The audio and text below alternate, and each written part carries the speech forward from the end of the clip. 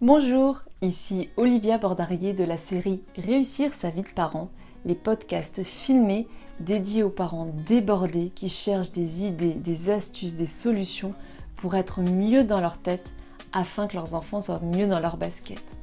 Aujourd'hui, j'ai envie de vous parler d'un sujet qui me paraît essentiel. Pourquoi il est nécessaire, voire même vital, de redevenir un parent égoïste, mais un égoïste positif, généreux et surtout heureux.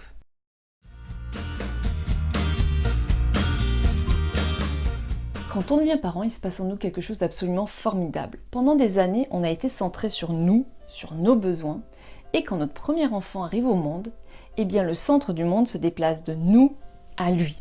Alors ça c'est génial, c'est normal. L'enfant a besoin qu'on se consacre à lui presque à 100% les premières semaines de sa vie, ensuite des premiers mois, peut-être des 2-3 premières années, mais souvent ce qui se passe, c'est que ça perdure dans le temps. Nos enfants deviennent toujours la priorité. Je vous donne un exemple flagrant. Je ne sais pas si ça vous concerne, mais en tout cas, moi, ça me parle beaucoup.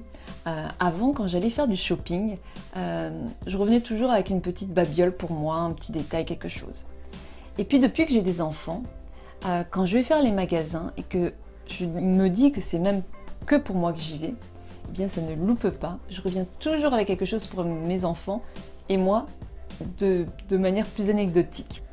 Alors, en plus donc, de cette attention, eh bien, on est souvent pris d'un sentiment de culpabilité quand on travaille, parce qu'on a l'impression qu'on n'a jamais assez de temps pour nos enfants.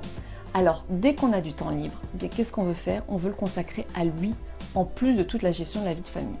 Je connais des parents qui, depuis qu'ils ont des enfants, laisser leur enfant le temps d'une soirée, voire d'un week-end, pour eux, ça paraît inimaginable.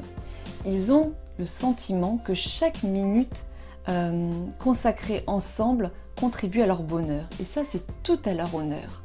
Mais il faut avoir conscience, comme le dit très bien Arnaud Rioux dans son livre Au nom de l'enfant, la culpabilité et le sacrifice en matière d'éducation ne sont pas une vertu. Les parents ont besoin de respirer par moments.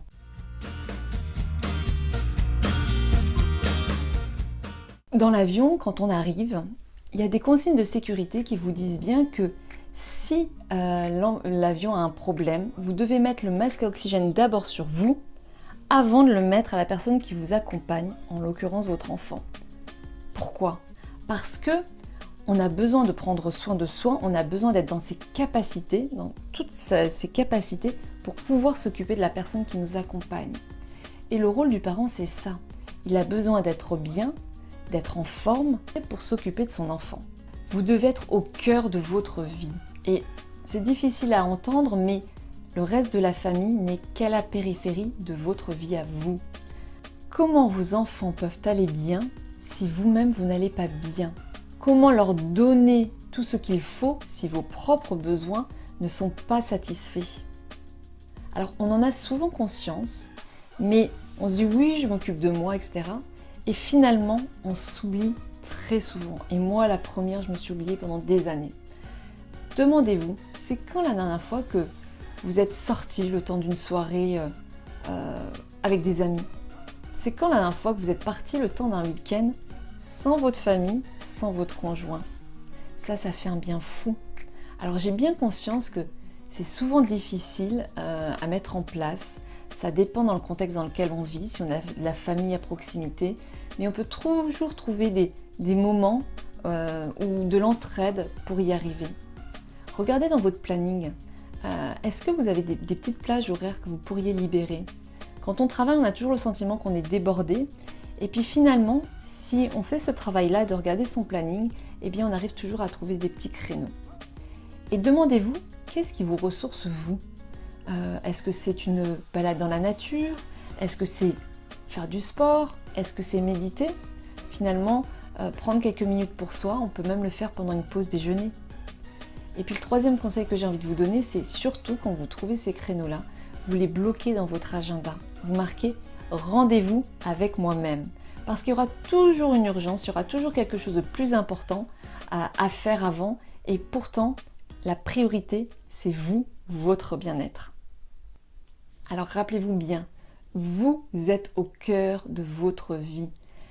Être un parent égoïste, ce n'est pas un défaut. Et surtout, cela ne fait pas de vous un mauvais parent si cet égoïsme est ponctuel et pour votre bien-être. Si cette vidéo vous a parlé, n'hésitez pas à la partager à vos amis qui sont parents, à la liker, mais surtout, dites-moi en commentaire si vous arrivez à prendre ce temps pour vous, et si oui, qu'est-ce que vous faites dans ces moments-là? Qu'est-ce qui vous ressource?